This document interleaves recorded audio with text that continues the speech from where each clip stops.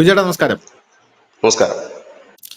ഈ ഇസ്രായേലും ഇറാനും തമ്മിലുള്ള യുദ്ധം അത് തുടങ്ങിക്കഴിഞ്ഞു. പക്ഷേ ഇത് യുദ്ധത്തിലേക്ക് പോകില്ല, യുദ്ധത്തിലേക്ക് പോകരുത് എന്നുള്ള വലിയ മുന്നറിയിപ്പ് ലോക നേതാവായിട്ടുള്ള എം സ്വരാജ് നൽകി കഴിഞ്ഞു. അതുകൊണ്ട് യുദ്ധത്തിലേക്ക് പോകില്ല എന്നാണ് ഞാൻ വിചാരിക്കുന്നത്. എം സ്വരാജ് അങ്ങനെ പറഞ്ഞ സ്ഥിതിക്ക് നമുക്കറിയാലോ, ഓപ്പറേഷൻ സിന്ദൂറിലൊക്കെ അദ്ദേഹത്തിന്റെ ഇടപെടലുകൾ വളരെ നിസ്തുലമായിരുന്നു. അതുകൊണ്ട് തന്നെ യുദ്ധത്തിലേക്ക് പോകില്ല. പിന്നെ നമ്മുടെ എം എ ബേബി അടക്കം പറഞ്ഞു കഴിഞ്ഞു, ഇസ്രായേൽ എന്ന് പറഞ്ഞ ഒരു തെമ്മാടി രാഷ്ട്രമാണ്, പുകച്ചു കളയും എന്നാണ് പറഞ്ഞിരിക്കുന്നത്. എം എ ബേബിയും പിണറായി വിജയനും പറഞ്ഞത് കൊണ്ടാണോ എന്ന് എനിക്കറിയില്ല. ചൈന ഇന്ന് ഇറാന് പിന്തുണ പ്രഖ്യാപിച്ചിട്ടുണ്ട്. ഇവരും അവരും തമ്മിൽ അന്തർധാരയിൽ എന്തെങ്കിലും ടോക്ക് നടന്നിട്ടുണ്ടായിരിക്കണം. നരേന്ദ്രമോദിക്ക് പോലും പറ്റാത്ത സാധനമാണ്. കാരണം ചൈന ചാടിക്കേറി ഇറാന് പിന്തുണ പ്രഖ്യാപിച്ചു.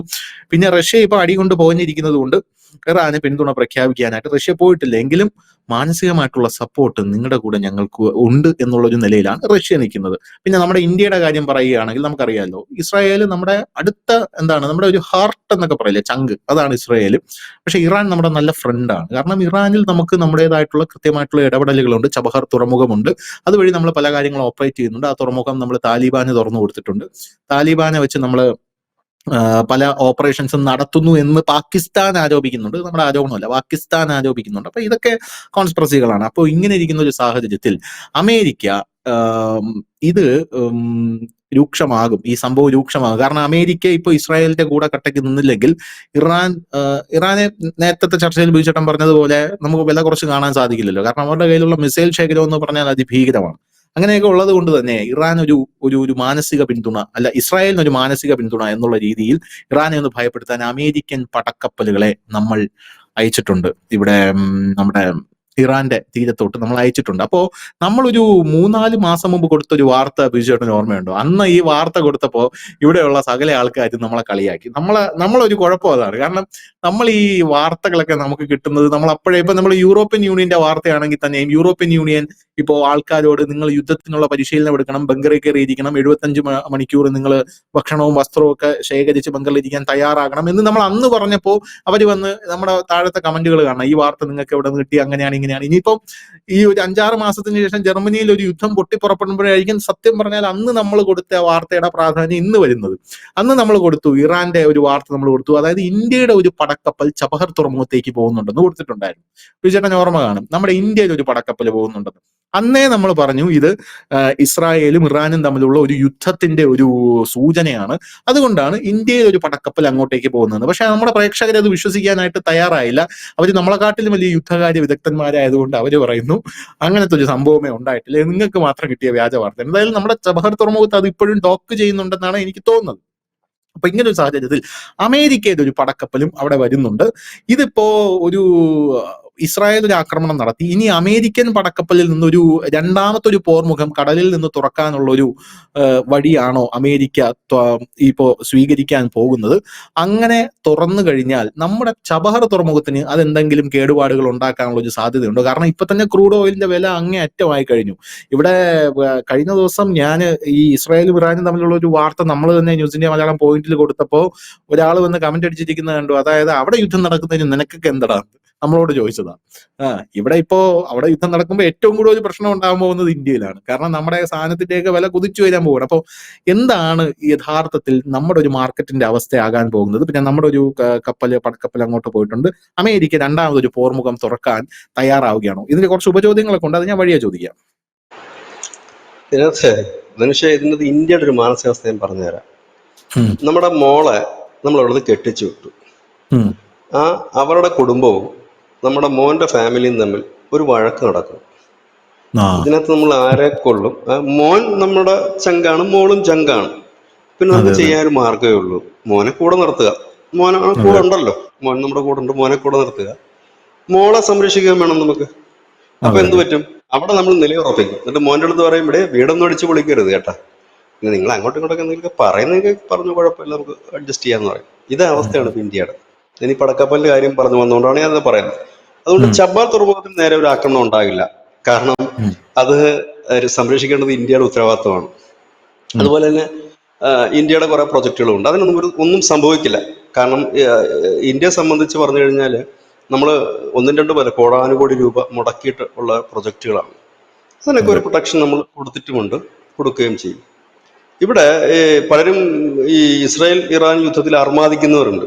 സ്വാഭാവികമായി ഉം, തന്നെ നമ്മളും പാകിസ്ഥാനുമായിട്ടുള്ള യുദ്ധം പോലെയല്ല ഇസ്രായേലും ഇറാനുമായിട്ടുള്ള യുദ്ധം. അത് ആദ്യം നമ്മൾ മനസ്സിലാക്കണം. കാരണം ഉം, നമ്മളും പാകിസ്ഥാനോടുള്ള യുദ്ധം നടന്നു കഴിഞ്ഞാൽ എന്താണ്, ഈ നിത്യോപയോഗ സാധനങ്ങൾക്കോ അല്ലെങ്കിൽ പെട്രോളിയം ഉൽപ്പന്നങ്ങൾക്കോ ഒന്നും വലിയ ഏറ്റക്കുറച്ചുകൾ ഉണ്ടായില്ല. അതെ പക്ഷെ അതെ. മിഡിൽ ഈസ്റ്റില് ഒരു ചെറിയ ബോംബ് വീണാൽ പോലും നമുക്കത് വ്യത്യാസം ഉണ്ടായി. ഇപ്പൊ നമ്മൾ സ്വാഭാവികമായിട്ട് പറയാം, നമ്മളിപ്പോൾ റഷ്യയുടെ നിന്നാണല്ലോ കൂടുതൽ എണ്ണ വാങ്ങുന്നത്. അവിടെ നമ്മൾ ശ്രദ്ധിക്കേണ്ട ഒരു കാര്യം, നമ്മൾ ഉം, വാങ്ങുന്ന എണ്ണയുടെ ഏതാണ്ട് ഒരു 55 മേളില് എണ്ണ ഈ റഷ്യയുടെ നിന്ന് മാത്രമേ ഉള്ളൂ. അങ്ങനെയാണ് അത് കണക്കൂട്ടേണ്ടത്. നമ്മൾ 100 ഉം, ലിറ്റർ എണ്ണ വാങ്ങുന്നു, അതിനോടൊപ്പം തന്നെ അതിനകത്ത് 55 ലിറ്റർ റഷ്യയുടെ നിന്ന് വാങ്ങുന്നു, ബാക്കി ഉം. നമ്മൾ മിഡിൽ ഈസ്റ്റിലുള്ള രാജ്യങ്ങളിൽ നിന്ന് വാങ്ങുന്നു. അങ്ങനെയാണ് നമ്മൾ അതിനെ കണക്കൂട്ടുന്നത്. അല്ലാതെ റഷ്യയുടെ നിന്ന് മുഴുവൻ എണ്ണയും നമ്മൾ വാങ്ങില്ല. അങ്ങനെ വാങ്ങാൻ കഴിയില്ല. അങ്ങനെ വാങ്ങിയിട്ട് അത് സംസ്കരിച്ചെടുക്കാൻ കഴിയില്ല. കാരണം നമുക്കൊരു ഒരു ഒരു ഒരു പരമ്പരാഗത റൂട്ടുണ്ട്. മിഡിൽ ഈസ്റ്റിൽ നമുക്ക് എണ്ണ വാങ്ങാതിരിക്കാനും കഴിയില്ല. അതിന്റെ അതെ. അളവ് കുറയ്ക്കാൻ പറ്റും. അളവിൽ പതുക്കെ പതുക്കെ പതുക്കെ വേരിയേഷൻസ് വരുത്താൻ പറ്റും. ഇപ്പൊ മിഡിൽ ഈസ്റ്റിൽ ഒരു യെസ്. യുദ്ധം ഉണ്ടായി, എന്നാൽ പിന്നെ നാളെ റഷ്യയിൽ നിന്ന് അവരുടെ മൊത്തം എണ്ണയും എടുക്കാന്ന് വെച്ചാൽ നടക്കില്ല അത്. അപ്പൊ അതൊരു പ്രാക്ടിക്കൽ ആയിട്ടൊരു കാര്യമാണ്. പക്ഷെ ഇവിടെ ശ്രദ്ധേയമായ ഒരു കാര്യം, നമുക്ക് മിഡിൽ ഈസ്റ്റുമായിട്ട് എണ്ണ കച്ചവടം മാത്രമല്ല ഉള്ളത്, നമുക്ക് ഒരുപാട് കാര്യങ്ങളുണ്ട്. നമ്മൾ ട്രേഡിങ് പോകുന്നുണ്ട്. ഇത് ഈ ഹോർമിസ് കടലെടുക്കുണ്ട്, അതൊരു ചെക്ക് പോസ്റ്റ് ആണ് ഹോർമിസ് കടലെടുക്ക് എന്ന് പറയുന്നത്. ഇത് ഉം, നമ്മുടെ മാത്രമല്ല, ലോകത്തെമ്പാടുമുള്ള പ്രത്യേകിച്ച് യൂറോപ്യൻ കൺട്രീസിന്റെ ഒക്കെ ഒരു ചെക്ക് പോസ്റ്റ് ആണ് ഇത്. ഈ ഗൾഫില് പ്രത്യേകിച്ച് ഇറാൻ ഇസ്രായേൽ സംഘർഷം വരുമ്പോൾ ഇത് ബ്ലോക്ക് ആകും. ബ്ലോക്ക് ഉം. ആകുമെന്നുള്ളതല്ല, അവിടെ സംഘർഷം രൂക്ഷമായി കഴിഞ്ഞാൽ കപ്പലുകൾ അങ്ങോട്ട് വരില്ല. കാരണം ഈ അവിടെ വരുന്ന കപ്പലുകൾ എന്ന് പറയുന്നത് നമ്മൾ സാധാരണ ഇതിൽ പറയാറുണ്ട്, അത് അമേരിക്കയുടെ കപ്പലാണ്, ഇന്ത്യയുടെ കപ്പലാണ്. ഇത് അങ്ങനെയല്ല. അദാനിയുടെ കപ്പൽ പോയാലും നമ്മൾ ഇന്ത്യയുടെ കപ്പൽ എന്നാണ് അതിന് പറയുന്നത്. അതൊരു പ്രൈവറ്റ് കമ്പനിയുടെ കപ്പലാണ്. ഇപ്പൊ അമേരിക്കയിലുള്ള ഒരു ബിസിനസ്സുകാരൻ അല്ലെങ്കിൽ ഇസ്രായേലുള്ള ഒരു ബിസിനസ്സുകാരൻ ഷിപ്പ് ഉണ്ടെങ്കിൽ നമ്മളത് ഇസ്രായേലി ഫ്ലാഗ് വെച്ചിട്ടായിരിക്കും അവർ വരുന്നത്. അപ്പൊ അവരെ നമ്മൾ അതെ. ഇസ്രായേലി കപ്പൽ എന്നാണ് പറയുന്നത്. അത് ഒഫീഷ്യൽ, മീൻസ് സർക്കാരിന്റെ അല്ലത്, ആ വ്യക്തിയുടെയാണ്. അപ്പോ ഈ ഇങ്ങനെയുള്ള ഷിപ്പുകൾ മുതലാളിമാർ വിടില്ല. ഇപ്പൊ നമ്മൾ തന്നെ ഇപ്പം പണ്ടൊക്കെ നമുക്കറിയാം, ഹർത്താൽ ഉണ്ടെന്നുണ്ടെങ്കിൽ ടാങ്കർ ലോറിയുടെ ഉടമകൾ വിടത്തില്ലായിരുന്നു ഉം, പെട്രോൾ എടുക്കാനായിട്ട്.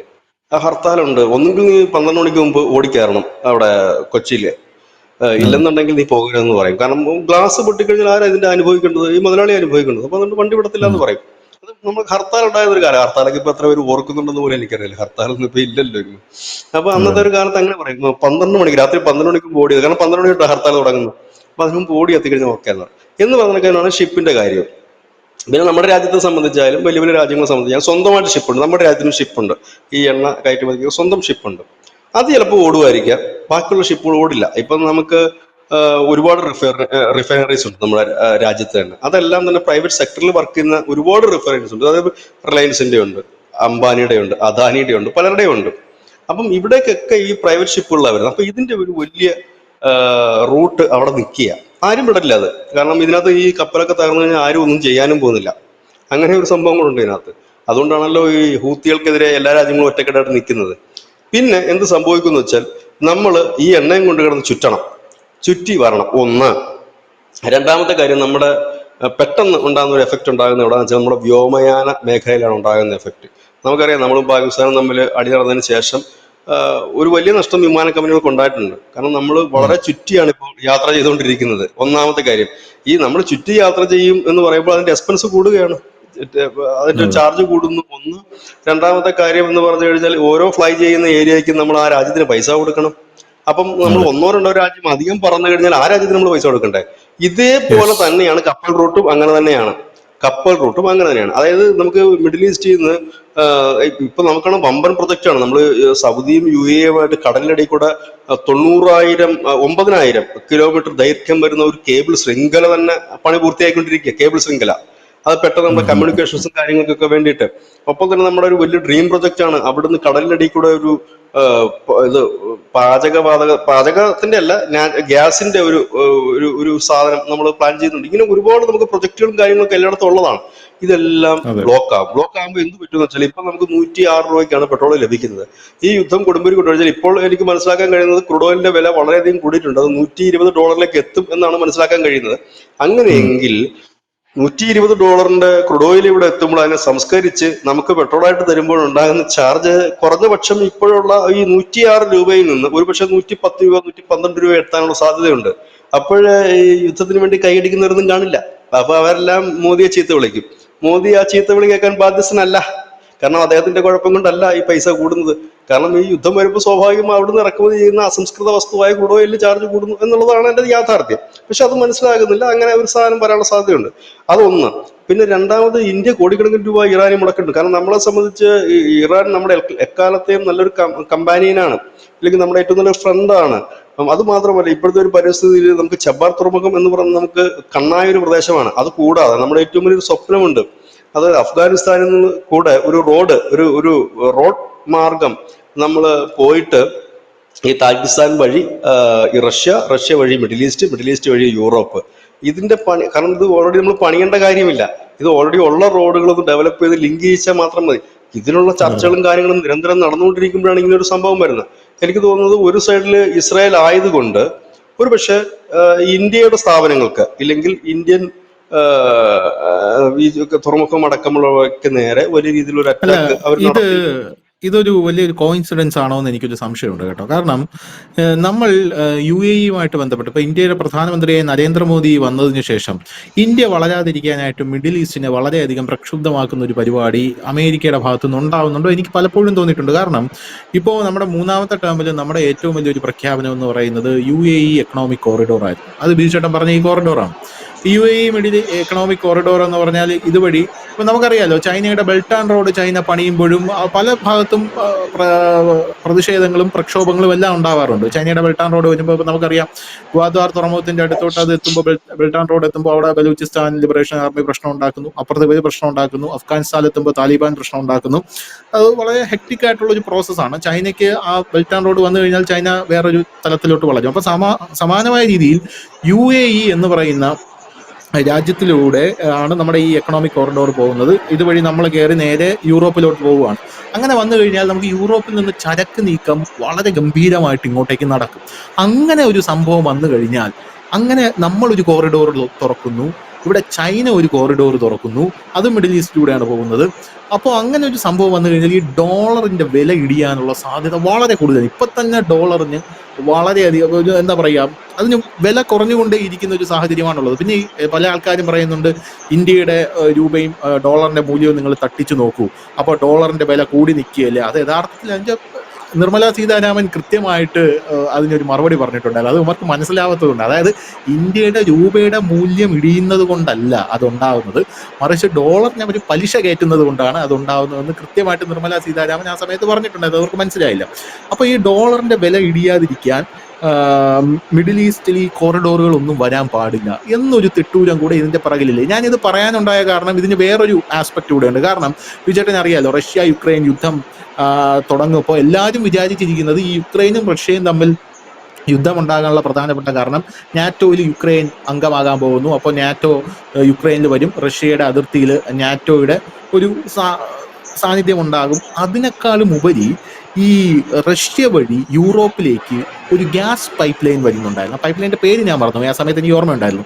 അപ്പോൾ ആ ഗ്യാസ് പൈപ്പ് ലൈൻ വന്നു കഴിഞ്ഞാൽ യൂറോപ്പിൽ നിന്ന് ഡയറക്റ്റായിട്ട് റഷ്യയിലോട്ടും റഷ്യയിൽ നിന്ന് അങ്ങോട്ട് ഗ്യാസ് കൊടുക്കുക എന്നുള്ള ഒരു എന്താ പറയുക, ഒരു സെറ്റപ്പ് ഉണ്ടാകും. അപ്പോൾ അത് വന്നു കഴിഞ്ഞാലും യൂറോപ്പിൽ ഡോളറിന്റെ വില ഇടിയുമെന്ന് കൃത്യമായിട്ട് അമേരിക്കയ്ക്ക് അറിയാവുന്നത് കൊണ്ട് ഉടനെ അവിടെ ഒരു യുദ്ധം പൊട്ടിപ്പുറപ്പെട്ടു. അതിപ്പോൾ ആ പരിപാടി ഇപ്പോൾ നിലച്ചു, അതിപ്പോൾ നടക്കുന്നില്ല. അപ്പോൾ അമേരിക്കയ്ക്ക് ഇങ്ങനെ ചില താല്പര്യങ്ങൾ കൂടെ അതിന്റെ പിറകിൽ നമ്മൾ അതുകൂടെ അഡ്രസ്സ് ചെയ്യപ്പെടേണ്ടതല്ലേ. അതായത് ഈ ഇറാനും ഇസ്രായേലും തമ്മിലൊരു യുദ്ധം നടക്കുമ്പോൾ അത് സത്യം പറഞ്ഞാൽ ഇന്ത്യയെ ബാധിക്കുമെന്ന് പറയുമ്പോൾ ഇന്ത്യക്കുള്ള ഒരു പണി കൂടെ അല്ലേ എന്നുള്ളതാണ് എന്റെ ചോദ്യം. അല്ല, ശരിയാണ് പറഞ്ഞത്. അതിനകത്ത് ഒരു വലിയ കാര്യം, അമേരിക്ക ഭയക്കുന്നത് ഇന്ത്യയുടെ ഇപ്പോഴത്തെ ഒരു മൂവ്മെന്റ് ആണ്. കാരണം ഇപ്പോൾ തന്നെ നിലവിൽ സൗദി അറേബ്യ ആയിട്ടും UAE-യുമായിട്ടൊക്കെ നമ്മൾ വിനിമയം നടത്തുന്ന ഡോളറിലല്ല, രൂപയിലേക്ക് മാറിക്കഴിഞ്ഞു. പല രാജ്യങ്ങളും രൂപയിലേക്ക് മാറിക്കഴിഞ്ഞു. അമേരിക്ക ഭയക്കുന്ന ഒരു കാര്യം, ഒരുപക്ഷെ ഈ റൂട്ട് വന്നു കഴിഞ്ഞാൽ, ഈ UAE വഴി മിഡിൽ ഈസ്റ്റിലേക്ക് ഒരു റൂട്ട് വന്നു കഴിഞ്ഞാൽ അനവധി ചെറിയ യൂറോപ്യൻ രാജ്യങ്ങളൊക്കെ ഉണ്ട്, ക്രൊയേഷ്യ ഉണ്ട്, മറ്റു പല യൂറോപ്യൻ രാജ്യങ്ങളൊക്കെ ഉണ്ട്, സൈപ്രസ് ഉണ്ട്. അപ്പം ഇങ്ങനെയൊക്കെയുള്ള യൂറോപ്യൻ രാജ്യങ്ങളിൽ നിന്ന് നമ്മൾ ട്രേഡിംഗ് നടത്തുകയും അവിടെയൊക്കെ വിനിമയത്തിനായിട്ട് നമ്മൾ രൂപയാണ് മുമ്പോട്ട് പോകുന്നതെങ്കിൽ, ധനുഷ് പറഞ്ഞ ഡോളറിന്റെ മൂല്യം ഇടിയുകയല്ല, ഡോളർ എന്ന് പറയുന്ന ഒരു സംവിധാനത്തിൽ ബദലായിട്ട് മറ്റൊരു സംവിധാനം വരുന്നു. അപ്പൊ ഇത് ഇന്ത്യ മാത്രമല്ല, ഇതിന് പകരമായിട്ട് ചൈനയും ഇത്തരത്തിലൊരു നീക്കം നടക്കുന്നുണ്ട്, ചൈനയുടെ. ഇതെല്ലാം കാൽക്കുലേറ്റ് ചെയ്തിട്ടാണ് ബ്രിക്സ് ഉച്ചകോടിയിൽ രാത്രിയിൽ ഡിന്നറിന് സമയത്ത് ശ്രീമാൻ പുടിൻ ബ്രിക്സ് രാജ്യങ്ങളുടെ ഒരു നോട്ട് പ്രദർശിപ്പിച്ചു, ഒരു മോഡൽ അവിടെ പ്രദർശിപ്പിക്കുക. അപ്പം അത് വരാൻ സാധ്യതയുണ്ട്. അങ്ങനെ വന്നു കഴിഞ്ഞാൽ ഇപ്പോൾ ലോകത്തെമ്പാടും നടക്കുന്നത് ഡോളറിലാണ് വിനിമയം നടക്കുന്നത്. അതുകൊണ്ട് തന്നെയാണ് അവരുടെ സാമ്പത്തിക ഇപ്പൊ 33 ട്രില്യൺ ആണ് അമേരിക്കയുടെ ഒരു സാമ്പത്തിക വളർച്ച എന്ന് പറയുന്നത്.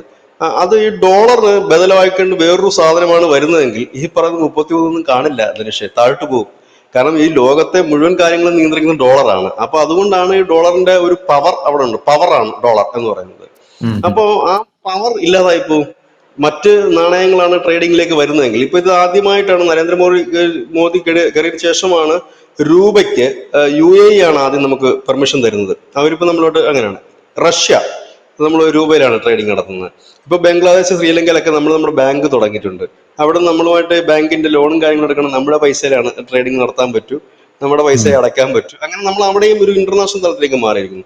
സൗദി അറേബ്യ ഈ അടുത്ത സമയത്താണ് നമ്മുടെ രൂപയ്ക്ക് ട്രേഡിംഗ് നടത്താമെന്ന് അവർ അംഗീകരിച്ചിരിക്കുന്നത്. അങ്ങനെ പല രാജ്യങ്ങളും അങ്ങനെ വന്നിരിക്കുന്നു.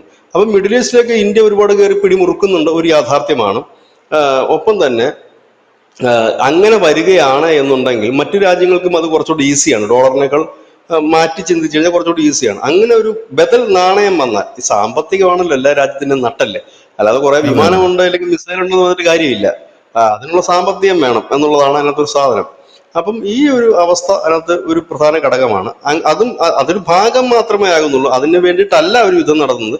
ഇപ്പൊ ഈ യുദ്ധം നടത്തുന്നത് എന്ന് പറഞ്ഞു കഴിഞ്ഞാൽ വീണ്ടും മിഡിൽ ഈസ്റ്റ് ഞങ്ങളുടെ അണ്ടറിലാണ്, ഞങ്ങളാണ് സംരക്ഷണം നൽകുന്നത് എന്നൊരു ധാരണ ലോകത്തിന് നൽകാനും പ്രത്യേകിച്ച് മിഡിൽ ഈസ്റ്റിന് നൽകാനും ആയുധ കച്ചവടം കൂടുതൽ നടത്താനും ഉള്ള ഒരു അമേരിക്കയുടെ താല്പര്യം വലിയ രീതിയിൽ തന്നെ ഉണ്ട്. എല്ലാ കാലത്തും അമേരിക്ക അങ്ങനെ തന്നെയാണ് ചെയ്തിരുന്നത്. ഇപ്പൊ നമുക്കറിയാം, ഈ യുദ്ധം ഉണ്ടാക്കാൻ പോകുന്ന ഒരു സംഭവമുണ്ട്. അതായത് ഈ യുദ്ധം നീണ്ടു പോവുകയാണെങ്കിൽ ഖത്തർ, കുവൈറ്റിൽ അമേരിക്ക കരസേന താവളമുള്ള സ്ഥലമാണ്. കുവൈറ്റ്, ഖത്തർ, സൗദി, UAE ഇത് എല്ലായിടത്തും ഉണ്ട് ഇവർക്ക്. അപ്പൊ അവിടത്തേക്ക് ഇറാൻ ആക്രമിക്കുന്നുള്ള കാര്യത്തിൽ 100% ഉറപ്പാണ്. കാരണം അവരെ സംബന്ധിച്ച് കുറച്ചുകൂടി ഈസിയാണ് അങ്ങോട്ടേക്ക് ഡ്രോൺ ആക്രമണം നടത്താൻ. നമുക്കറിയാം, ഹൂത്തികള് സൗദിയില് അവരുടെ എണ്ണപ്പാടങ്ങൾ തീയിട്ടിട്ടുണ്ട്. സൗദിയുടെ അവരുടെ വിമാനത്താവളങ്ങൾ ആക്രമിച്ചിട്ടില്ലേ?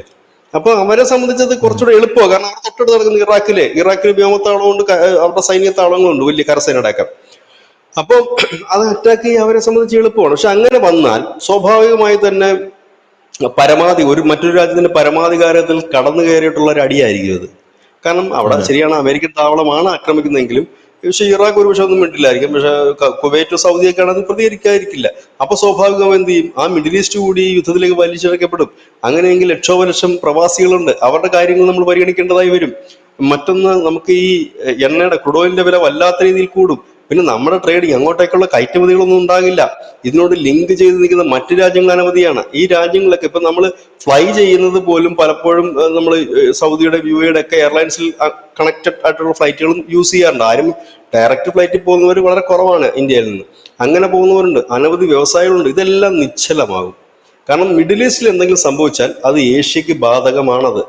അതാ ഒരു യാഥാർത്ഥ്യമാണ് ആ സാധനം. അപ്പൊ ഇത് അമേരിക്കക്ക് ആകില്ലെന്ന് ചോദിച്ചാൽ, തൽക്കാലം അമേരിക്കക്ക് ഒരു നേട്ടം ഉണ്ടാകും ഈ ക്രൂഡ് ഓയിലിന്റെ ഒക്കെ വില വർദ്ധിക്കുന്നത് മൂലം. കാരണം അവർക്ക് ഒരുപാട് ഓയിൽ പൂൾസ് ഉണ്ട്. അപ്പം അതുകൊണ്ട് തന്നെ അതിൽ നിന്ന് അവർക്ക് നേട്ടം ഉണ്ടാകും. പക്ഷെ ആത്യന്തികമായി അവർക്കൊരു വലിയ പരാജയമായിരിക്കും. ഇതിന്റെ ഒരു റിസൾട്ട് എന്താണെന്ന് നമുക്ക് അറിയാൻ കഴിയില്ല. നമ്മളിപ്പോൾ നേരത്തെ ധനുഷ് സൂചിപ്പിച്ചതൊക്കെ ചൈന ഇറാനെ പിന്തുണയുമായി വന്നു എന്ന് പറഞ്ഞു കഴിഞ്ഞാൽ, ചൈന എക്കാലവും ഇങ്ങനെയൊക്കെയുള്ള സ്ഥലങ്ങളിൽ അമേരിക്കയ്ക്ക് എതിരാരുണ്ടോ അവിടെയൊക്കെ പിന്തുണയുമായി എത്താറുള്ളതാണ് ചൈന. അത് മാത്രവുമല്ല, ഈ യുദ്ധമൊക്കെ തുടങ്ങുന്നത് ചൈനയുമായിട്ട്, അല്ലാതെ ചൈന കളത്തിലൊന്നും ഇറങ്ങില്ല, വെറും പിന്തുണ അല്ല. ചൈനയുടെ ലക്ഷ്യം ഇറാൻ അല്ല, അവരുടെ ലക്ഷ്യം അഫ്ഗാനിസ്ഥാനാണ്. അപ്പം ഇറാൻ വഴി അഫ്ഗാനിസ്ഥാന്റെ ധാതു സമ്പത്ത് കൊള്ളയടിക്കുക എന്നുള്ളതാണ് ചൈനയുടെ ലക്ഷ്യം. അപ്പൊ സ്വാഭാവികമായി തന്നെ അതിനടുത്ത് കിടക്കുന്ന ഇറാൻ എന്ന് പറയുന്ന രാജ്യത്തെ തലോടി അല്ലെങ്കിൽ തഴുകി നിലനിർത്തേണ്ട ഒരു ആവശ്യം അവർക്കുണ്ട്. അതുകൊണ്ട് മാത്രമാണ്. അല്ലാതെ ഇപ്പൊ ഇറാനെ സഹായിച്ചിട്ട് പ്രത്യേകിച്ച് ഒരു പിണ്ണാക്കി അവർക്ക് കിട്ടാനൊന്നുമില്ല. അപ്പൊ ഇങ്ങനത്തെ ഒരു സാഹചര്യം പോകുന്നുണ്ട്. പക്ഷെ അത് എങ്ങനെയാണ് ഈ യുദ്ധം മുമ്പോട്ട് പോകും എന്നുള്ളത് അറിയില്ല. പിന്നെ ഒരു പ്രധാനപ്പെട്ട വിവരം, ഈ ആണവ കേന്ദ്രങ്ങൾ ആക്രമിക്കുമ്പോൾ അതിൽ നിന്ന് വരുന്ന വികിരണങ്ങളുണ്ട്, ആണവ വികിരണങ്ങൾ. അത് എന്തുമാത്രം ഒരു ഭവിഷ്യത്ത് ഉണ്ടാക്കും എന്നുള്ളത് ഒരു ശ്രദ്ധേയമായ കാര്യമാണ്. ഇപ്പോ ഇറാനിലെ ആണവ കേന്ദ്രങ്ങൾ ഉണ്ടെന്നുള്ള കാര്യം അവർ തന്നെ സമ്മതിച്ചിട്ടുള്ളതാണ്, പരസ്യമായിട്ടുള്ള കാര്യങ്ങളാണ്, അത് രഹസ്യമായിട്ടൊന്നുള്ളതല്ല. അത് ആണവ ആയുധങ്ങൾ നിർമ്മിക്കാനാണോ അല്ലേ എന്നുള്ളതാണ് ചോദ്യം വരുന്നത്. ഇങ്ങനെയുള്ള ആണവ കേന്ദ്രങ്ങളൊക്കെ തകരുമ്പോൾ അതിന്റെ ഒരു പ്രത്യാഘാതവും വളരെ വലുതായിരിക്കാം.